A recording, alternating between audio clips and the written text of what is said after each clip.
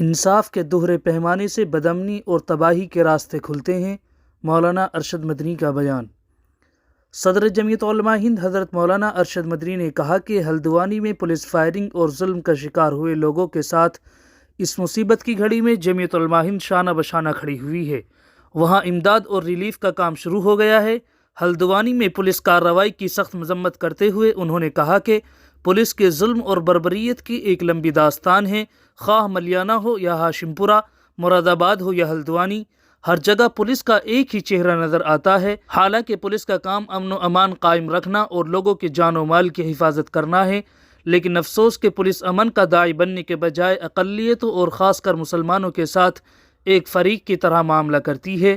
مولانا ارشد مدنی نے کہا کہ یہ یاد رکھنا چاہیے کہ انصاف کے دوہرے پیمانے سے ہی بدامنی اور تباہی کے راستے کھلتے ہیں، اس لیے قانون کا پیمانہ سب کے لیے ایک جیسا ہونا چاہیے اور مذہبی طور پر کسی بھی شہری کے ساتھ امتیازی سلوک نہیں ہونا چاہیے، کیونکہ اس کی اجازت نہ تو ملک کا آئین دیتا ہے اور نہ ہی قانون۔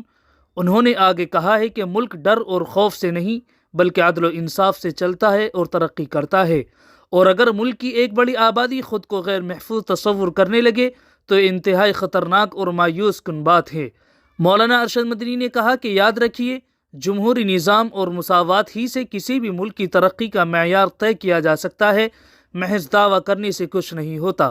مولانا مدنی نے یہ بھی کہا کہ بلا شبہ فرقہ پرستی اور مذہب کی بنیاد پر نفرت پیدا کرنے سے ملک کے حالات انتہائی مایوس کن اور خطرناک ہیں، لیکن ہمیں مایوس ہونے کی ضرورت نہیں ہے۔ امید افزا بات یہ ہے کہ تمام ریشہ دوانائیوں کے باوجود ملک کی اکثریت فرقہ پرستی کے خلاف ہے۔ ہم ایک زندہ قوم ہیں اور زندہ قوم میں حالات کے رحم و کرم پر نہیں رہتے بلکہ اپنے کردار و عمل سے حالات کا رخ پھیر دیتے ہیں۔ یہ ہمارے امتحان کی سخت گھڑی ہے، چنانچہ ہمیں کسی بھی موقع پر اپنے دین، صبر، امید و استقلال کا دامن ہاتھ سے نہیں چھوڑنا چاہیے۔ وقت ہمیشہ ایک جیسا نہیں رہتا، قوموں پر آزمائش کی گھڑیاں اسی طرح آتی رہتی ہیں۔